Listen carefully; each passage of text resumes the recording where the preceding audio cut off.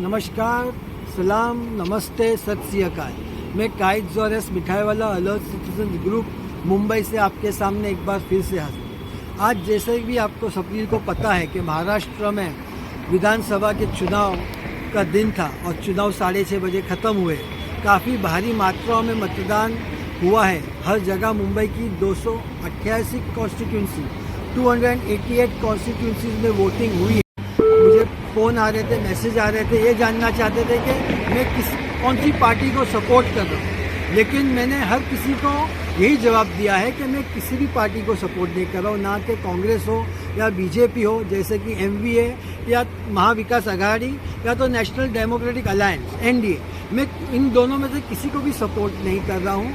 मैं जनरली जो भी कैंडिडेट है, जो भी अच्छा कैंडिडेट है, जो एजुकेटेड है, जिसके पीछे क्रिमिनल रिकॉर्ड्स नहीं है, जो आगे चल के प्रोग्रेस की बातें कर सकता है, जो डिवाइड एंड रूल की पॉलिसी पे नहीं चल रहा है, मैं उस कैंडिडेट को सपोर्ट करता हूँ। दर्शकों से मुझे यही रिक्वेस्ट है और मेरी यही विनंती है कि आप लोग ने जिसको भी चुन के लिए हो, जिसको भी मत दिए हो, अभी जो भी आमदार चुनकर आएंगे वो लोग मिलकर एक सरकार बनाएंगे। तो वो सरकार बनने के बाद आपको उस आमदार के पास जाकर उनको पूछना है कि आप लोग जब हमारे पास वोट मांगने के लिए आए थे तो आपको हम लोग ने मैनिफेस्टो बताया था, आपको हमने एजेंडा बताया था। तो वो एजेंडा के हिसाब से आप लोग कौन सी पॉलिसी को इम्प्लीमेंट कर रहे हैं, कौन सी पॉलिसीज़ फॉर्म कर रहे हो।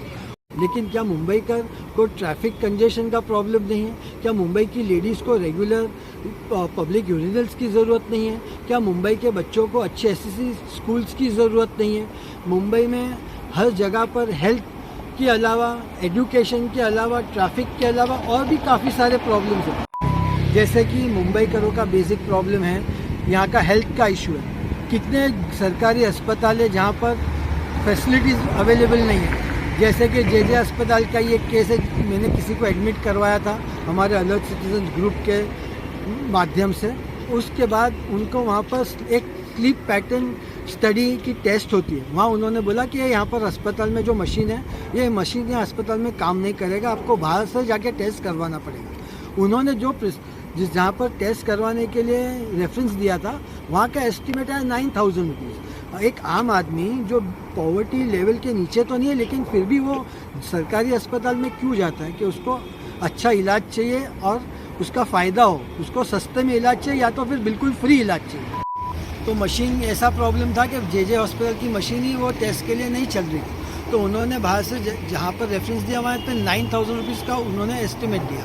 हमने भी अलर्ट सिटीजन माध्यम से दूसरे लोगों को पूछा जो ये टेस्ट कर सकते थे, तो उन्होंने बोला कि ये टेस्ट 2,500 में भी होता है। तो हमने वहाँ से भी 2,500 में करवा के लिए। तो बेसिक मुंबईकरों को ये तकलीफ है कि जैसे कि अस्पताल में बेड्स अवेलेबल नहीं है, फैसिलिटीज़ नहीं है, जहाँ पर फ्री ऑफ कॉस्ट दवाई होनी चाहिए। जो लोगों के पास पैसे नहीं है खर्च करने के लिए, अगर होते तो वो लोग प्राइवेटाइज हॉस्पिटल में जाते, प्राइवेटाइज जगहों पे जाते, वो लोग क्यों सरकारी अस्पताल में आते। तो ये चीज़ें एजेंडा में होनी चाहिए, ये चीज़ों के ऊपर ध्यान देना चाहिए। इसके अलावा हेल्थ के अंदर ये एक और प्रॉब्लम है कि जहाँ पर एक बंदा अपनी पूरी ज़िंदगी जॉब करके, नौकरी करके या तो बिज़नेस करके, टैक्स भर के एक वक्त रिटायर होता है, तो रिटायरमेंट के बाद उसको गवर्नमेंट की तरफ से कोई भी मेडिकल असिस्टेंस नहीं है। उसको अपना मेडिक्लेम निकाल के रखना पड़ता है, क्योंकि अगर उसको हाथ में लगा, सर पड़ा या तो कोई भी छोटी बड़ी बीमारी हुई, उसको अस्पताल में भर्ती होना पड़ा, तो उसकी अपने जेब से पैसे देना। तो उसको हर साल मेडिकल का भारी प्रीमियम भर के रखना पड़ता है, हालांकि वो रिटायर भी हो चुका है। तो ऐसे सीनियर सिटीजन्स को गवर्नमेंट की तरफ से, जिन्होंने अपनी पूरी ज़िंदगी मुंबई शहर को दी, वहाँ पर काम किए, वहाँ पर टैक्स भरे, और टैक्स का हिसाब तो ऐसा है कि आप एक बिस्किट का पैकेट भी लेते हो तो उस पर आप जीएसटी भरते हो। तो हर जगह पर टैक्सेस हैं, वो टैक्सेस गवर्नमेंट को जाते हैं। तो गवर्नमेंट की भी ये रिस्पॉन्सिबिलिटी है कि जो भी पॉलिसी मेकर्स है वो ऐसी पॉलिसीज़ बनाए और उसको इम्प्लीमेंट करे कि रिटायरमेंट के बाद सीनियर सिटीजन्स को उसका बेनिफिट मिले, मेडिकल असिस्टेंस मिले फ्री ऑफ कॉस्ट। उनके सर पे ये एक बोझा ना रहे कि मुझे कुछ हुआ तो मुझे जेब से पैसे निकाल के अपना इलाज करवाना पड़ेगा, जिसके लिए फिर वो मेडिकल करवाने के लिए मेडिक्लेम के प्रीमियम्स भरे। तो ये चीज़ें हैं। इसके अलावा अगर आप एजुकेशन के बारे में सोचें तो एसएससी स्कूल्स मुंबई में पहले काफ़ी अरसे से चल रही थी, और एसएससी स्कूल्स के एजुकेशन के बाद काफ़ी लोग डॉक्टर्स भी बने, इंजीनियर्स भी बने। कुछ सालों से गवर्नमेंट ने ऐसा माहौल बना दिया है कि प्राइवेट स्कूल्स जो आईबी है, सीबीएसई है और इंटरनेशनल स्कूल्स है, वहाँ पे एजुकेशन मिलेगा तो बहुत अच्छा होगा। वो स्कूल की फ़ीस लाखों में है। एक आम आदमी, एक मध्यम वर्गीय आदमी, मुंबई मिडिल क्लास मुंबई का, वो फ़ीस कैसे बर्दाश्त कर पाएगा, वो फ़ीस कैसे अफोर्ड कर पाएगा। एसएससी स्कूल्स के एजुकेशन को ये लोग क्यों नहीं बढ़ावा देते?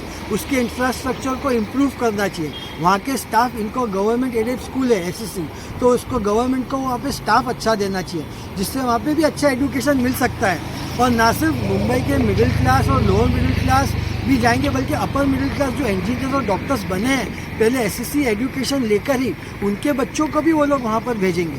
तो एजुकेशन का भी ये मसला है, जो हमारे पॉलिसी मेकर्स को जो भी चुनकर आए हैं उनको अपने एजेंडा में लेना चाहिए, अपने मैनिफेस्टो में इंक्लूड करना चाहिए। तो ट्रांसपोर्ट की बात करते हैं। ट्रांसपोर्ट में जैसे हमारी बीएसटी है, वो काफ़ी अच्छी उसकी सेवा है और कनेक्टिविटी भी बहुत अच्छा है। नॉर्थ से लेके साउथ तक, ईस्ट से लेके वेस्ट तक मुंबई में हर गली में, हर रोड पे बीएसटी के बस स्टॉप्स है और एक आम नागरिक, बच्चा हो, बड़ा हो, बूढ़ा हो, और बहुत सेफ भी है और अच्छे से ट्रैवल कर सकते हैं। हमारे सरकार जो आएगी, जो भी बनाएंगे हमारे नई सरकार को, उन पॉलिसी मेकर्स को बीएसटी को बचाना चाहिए। बीएसटी हर साल, हर वक्त बीएमसी से कितनी बार उधार ले चुकी है, उनसे लोन ले के अपने एम्प्लॉयज़ को उन्होंने पगार दिए हैं, उनके सैलरीज वगैरह दिए, और जो रिटायर हो गए उनके पेंशन्स भी नहीं दे पाए। तो बीएसटी का भी खजाना ख़त्म हो चुका है। लेकिन सरकार को बीएसटी को रिवाइव करना चाहिए, ना कि उसको भी प्राइवेटाइजेशन की तरफ धकेलना चाहिए। दूसरी चीज़ जो हमारी लाइफलाइन मुंबई की बोली जाती है, मुंबई लोकल, उसमें एक इंसान भेड़ बकरियों की तरह भरा जाता है। अगर आप भेड़ बकरियों को भी ट्रांसपोर्ट करेंगे तो जो व्हीकल की कैपेसिटी होती है, वो कैपेसिटी से ज़्यादा आप उसमें जानवर भी नहीं भरते हो। तो एक लोकल इवनिंग के वक्त पे जो पीक आवर्स है ऑफिस से, जैसे चर्च गेट से विरार लोग जाते हैं, उस वक्त इतनी भीड़ होती है लोकल में कि हर दूसरे दिन आपको अखबारों में, ऑनलाइन न्यूज़ पे, मोबाइल न्यूज़ पे, हर जगह पर पता चलता है कि वो भीड़ की वजह से कोई बाहर लटक रहा था, अंदर नहीं जा पाया, गिर गया, हाथ कट गया, पैर कट गया, अपाहिज हो गया, या तो फिर बेचारे की जान चली गई। आदमी भी गिरते हैं, बच्चे भी गिरते हैं, औरतें भी गिर रही हैं। तो क्या हमारी सरकार को ये सब चीज़ें नहीं सुधारनी चाहिए? मुंबई करो कि ये डिमांड्स हैं, एजुकेशन, हेल्थ हो गया, ट्रांसपोर्टेशन हो गया, और उसके अलावा हर जगह पे जो ब्रिजेस उन्होंने तोड़े, सायन ब्रिज तोड़ा है, बेलासिस रोड का ब्रिज तोड़ा है बॉम्बे सेंट्रल का, कर्नाटक बंदर का ब्रिज तोड़ के रखा है, रे रोड का ब्रिज तोड़ के रखा है, हैंकॉक ब्रिज भी उन्होंने बनाया तो खाली 30% बनाया, 70% ब्रिज वो भी बाकी है। तो वो सब चीज़ों की वजह से कितना कम्यूटिंग के लिए प्रॉब्लम होता है। हर जगह ट्रैफिक जमा होती है, लोगों को एक जगह से दूसरी जगह जाने के लिए घंटों लग जाते हैं। लोग गाड़ी लेके जाए या बाइक से जाए, लेकिन फिर भी नहीं पहुंच पाते। तो ये सब चीज़ें मुंबई करों का प्रॉब्लम है। बेसिक चीज़ों को मेरी मुंबई करों से, हमारे आम नागरिकों से, जिन्होंने अभी चुनाव में आज मतदान किया है और जिसको भी चुन के आएंगे, चाहे वो किसी भी पार्टी का हो, आपकी कॉन्स्टिट्यूंसी में जो भी आमदार आए, मुझे उससे कोई गिला शिकवा नहीं है। आपने जिसको भी, आपको जो पसंद है आपने उसको चुना, बहुत अच्छी बात है। लेकिन आप जाइए, राइटिंग में अपना एजेंडा आप खुद बनाइए और उनको दीजिए, उनको बोलिए हमको हमारे एरिया में, कॉन्स्टिट्यूंसी में ये सब काम करके चाहिए, और उनसे लिखित जवाब लीजिए। सिर्फ वो बोलेंगे, आप सुनेंगे, तो वो बात में आगे चल के डॉक्यूमेंटेशन कुछ रहेगा नहीं। आप उनको लिख के आपका एजेंडा दीजिए, 1 महीने का वक्त दीजिए, उनको पॉलिसी फॉर्म करने दीजिए, पॉलिसी को कैसे इम्प्लीमेंटेशन वो लोग करना चाहते हैं वो समझिए और उनसे लिखित जवाब लीजिए। और इसके अलावा आप उनसे ये भी सुझाव रखिए कि भाई काफ़ी हमारे इंडिया में, हमारे मुंबई में ऐसे भी इकोनॉमिस्ट हैं जो नए नए सोल्यूशंस लाए इकोनॉमी चलाने के लिए, छोटे मध्यम वर्गीय बिजनेसेस को उभारने के लिए। जैसे फार्मिंग के अंदर, एग्रीकल्चरल के अंदर कितने इन्वेंशंस आए हैं, जो लोगों ने एग्रीकल्चरल को नई हाइट्स तक लेकर गए हैं एकदम कम खर्चे पर। तो फार्मर्स के लिए भी अच्छा है। तो ऐसे काफ़ी हमारे पास टैलेंट है, हमारे मुंबई के लोकल टैलेंट है, हमारी इंडिया की लोकल टैलेंट है। तो हम हमारे आमदार को ये कह सकते हैं कि भाई इनको आप इंक्लूड कीजिए आपके एक पैनल पे, कि ये लोग आपको सुझाव दे सकते हैं। हालांकि मैं मानता हूँ कि इनकी सरकार जो भी बनेगी वो तो काफ़ी सक्षम होगी, उनके पास काफ़ी स्ट्रैटेजिस्ट होंगे, उनके काफ़ी सारे पॉलिसी मेकर्स तो खुद बनेंगे वो लोग, और उनके पास पॉलिसी बनाने के लिए पूरी एक टीम वर्क भी रेडी होगा जो उनकी हेल्प करेगा। लेकिन फिर भी हम आम नागरिक उनको सुझाव देते हैं कि हमारी तरफ से भी अगर आपको किसी को इंक्लूड करना है पैनल में, तो जो एडुकेटेड है, जिन लोगों के पास एक्सपीरियंस है, जिन्होंने नए सुझाव लाए हैं, और जो लोग नोबेल कितने सारे प्राइज़ विनर्स भी हैं, जिनको राष्ट्रपति के हाथ से भी प्राइजेस मिले हैं, उनको पुरस्कार मिले, उनको आप इंक्लूड कीजिए, उनके सुझाव लीजिए और एक मुंबई को एक बेहतर जगह बनाइए। हमको ये ब्यूटिफिकेशन जो आप कर रहे हो ब्रिजेस के नीचे, वो क्या फ़ायदा है? उसकी जगह पे आप महिलाओं के लिए वहाँ पे यूरिनल्स बनाइए कि आप कम्यूट करते वक्त महिलाएं वहाँ जाके वो यूरिनल्स अच्छे से सेफली यूज़ कर सके, साफ़ सुथरे यूरिनल्स को यूज़ कर सके। ये सभी चीज़ें हम मुंबईकरों को, हमारे जो भी आमदार चुनकर आएंगे, उनको बताना है, उनको लिखित तरह से देना है। ये मेरी आप लोगों से हाथ जोड़कर विनंती है। और जो भी सरकार बन के आएंगी उसको मैं हाथ खोलकर वेलकम करता हूँ, क्योंकि वो हमारे अभी नए सेवक हैं, हमारी जनता के सेवक बन के आएंगे। उन्होंने हाथ जोड़ के हमसे वोट मांगे, बहुत मेहनत किए और वो लोग जीत कर आए।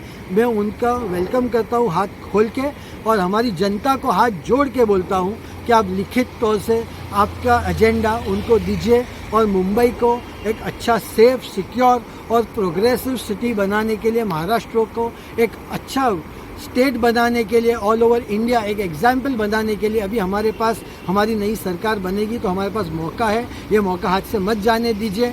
और आपके पास डॉक्यूमेंट रहेगा तो 5 साल के बाद में वापस चुनाव अगर आए और आपको किसी को चुनना है तो उसको बता सकते हो कि हमने आपको ये सब प्रॉब्लम्स लिख के दिए थे, 10 प्रॉब्लम्स दिए थे, उसमें से आप लोगों ने 4 सॉल्व किए, 4 अभी भी बाकी है। तो जो भी आमदार है उनको भी पता चलेगा उन्होंने 5 साल में क्या प्रोग्रेसिव काम किया, उनकी जनता के लिए क्या सुझाव, जो प्रॉब्लम सॉल्व किए, तो और क्या करना बाकी है। उनके पास भी एक रिकॉर्ड रहेगा और आपके पास भी एक रिकॉर्ड रहेगा। और आने वाले दिनों में, आने वाले महीनों में, आने वाले सालों में आपको भी पता चलेगा कि आपने जिसको चुनकर लाए हो वो कितना रिस्पॉन्सिबल कैंडिडेट रहा है और अपने शब्दों पे कितना खरा उतरा है। मुंबईकरों को सलाम, जय हिंद, जय महाराष्ट्र, नमस्कार।